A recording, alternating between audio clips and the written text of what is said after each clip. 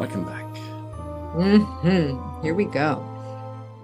So today, maybe unexpected, because maybe you expected, I don't know, sage, cedar, sweetgrass. We want to talk about coffee. I know we'll get to those later, but I was joking with Marita before we recorded that when I became a father, someone offered me a t-shirt that says half human, half coffee.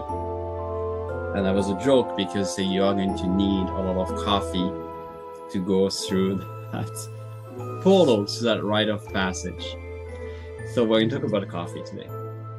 Plants that is also, like corn, like tobacco, widespread on the planet. One of those plants that has successfully enslaved us into cultivating it, right? Those plants have really mastered how to make sure that they will spread all around the world. So coffee. yeah, I know. A companion plant, right? And many times a shade tree, very similar to cacao. They're related. I have coffee out in a bowl out here. It's been teaching me a lot of lessons. Really challenging to actually go through the harvest processing of it. But I think, we last week we talked about corn, right? And we talked about how, down in Peru they have, you were sharing how they have whole, buildings in honor of corn, right? Worshiping corn, right? Well, we do that, right? We have a huge barista coffee we have little, churches called coffee That's our shops. morning church, right? Our morning church. It's our daily church. It's our daily prayer, right? And I think it's amazing to look, and I love that you keep saying the intelligence of these plants to be widespread, to rope humans into, right? Because humans always like, oh no, we planted you, we're doing this. And they're like, no, no, no. We planted that seed of need, right? And so that, just having that as a moment of shock and awe, to look like, wow, plants do really kind of rule our lives in so many ways, right? And look at what we've done with coffee. Now we want to get into, and I know, Angel, you're going to tell us a very beautiful story, but when I see coffee in the general world and out there in the world, and hey, I was a barista, I worked for Starbucks, I've done all of those things. And we have this idea of what coffee is, and it's very small, very short-lived, right? We want to get it something fast and high and wake us up, right? So it's a plant that we know in some beingness wakes us up, but does it create awakening? Mm-hmm. That's what part of coffee is supposed to do, to help us in our awakening. But we're only using it in a small way because that's how narrow humans have focused, right? They only look at coffee like, okay, we're going to get excited about origin and how we grind it and how we taste. And so much of coffee is not about coffee. It's about the barista, or it's about the coffee maker who's decided to treat his coffee in a certain way and add this, right? There's a guy here on the island, I think he does Paradise Roasters, and he sells like, a quarter of a pound of coffee for $60, like really small roast, very kind of specific, because they call him a chemist.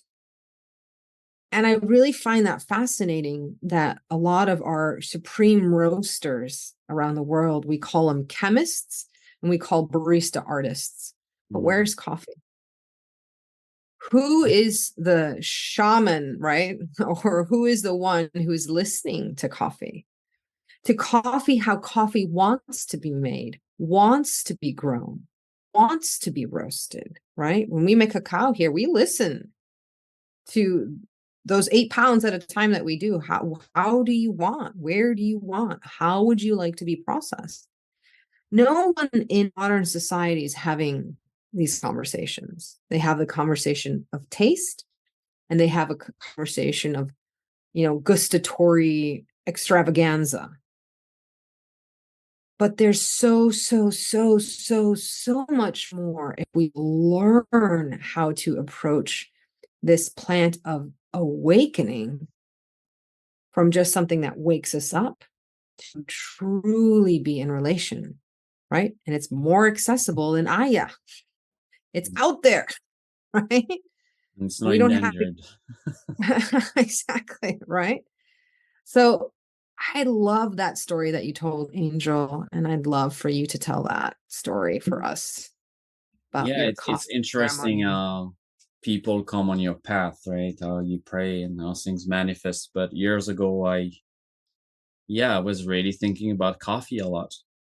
And, I've always been drinking coffee. I've gone, years sometime without it or months without it. And, trying to find a good relationship, a good balance with that plant. And a friend of mine mentioned, he said, do you know there are healers that work with coffee, shamans? I mean, they didn't call them shamans, curanderos in Colombia. I was like, I don't know. I say, I have a friend, that's what he does. And he comes to New York City once in a while. And long story short, we're here on the land with that person. And he brought his coffee that he cultivate, that he, transform. And then he start preparing it in a sacred way. So the way his ancestors used to prepare coffee, um, the temperature of the water needs to be very specific. Even the way you collect the water and the way you touch the coffee and how you pass the coffee through a filter. And anyway, we watch him doing this incredible, like a tea ceremony in Japan, right? Very advanced practice. The way he moves around it, the way he touch it. And there was, some friends that were here, like there were 5 or 6 of us, and a few people there said, well, I can't drink coffee because coffee makes me too high and I have palpitation and I get very weird when I drink coffee. And so he served the cups of coffee to everyone, quite a good quantity, a mug of coffee, and he invites everyone to drink with a prayer, with putting an intention, with really connecting to that plant spirit. We drink that whole mug of coffee, including the people that never drink coffee. And for 2 hours, we went into that circle of sharing and connection. There was no high or palpitation or discomfort. It was a most smooth, beautiful, sacred moment experience. And he said, you see, it's the way you treat the plant. If you don't have a relationship to it, or if you don't treat her well, she's not really going to be very happy. And that's what you're drinking. But if you listen to the plant, if you really understand what she needs, what she wants, what you were talking about, Marita, then the plant is going to gift you something really beautiful. She's not here to harm you. She's not here to make you feel crazy or, your mind very agitated. It was quite the opposite. I felt very calm. And he was telling me that the way they are processed, there's a lot of caffeine in that because it's a very slow process. It extracts a lot of it. So this idea that somehow caffeine is the bad guy or the bad girl out there, that is what making us really bad. He says nothing to do with that. It's the way you treat the plant. I know we talked about it when we talked about tobacco and cigarettes or corn with genetic modification. We can think about coca. How coca is so sacred, and cocaine, is drug. So coffee is the same. I mean, every plant is the same, right? So for me, there was this moment where I realized that a lot of plants that we consume as habits, we really don't really see them anymore, right? We don't really witness them. But maybe we can take a moment in the same way we do with a cup of sacred cacao. When I was drinking my coffee, I was just looking at the coffee first and looking at it and just looking at the color and the smell, taking the time, slowing down, waiting to get permission to feel that connection, and then bringing it in that moment. There's a whole change of the way the plant is going to interact with our bodies, with our minds, with our spirits.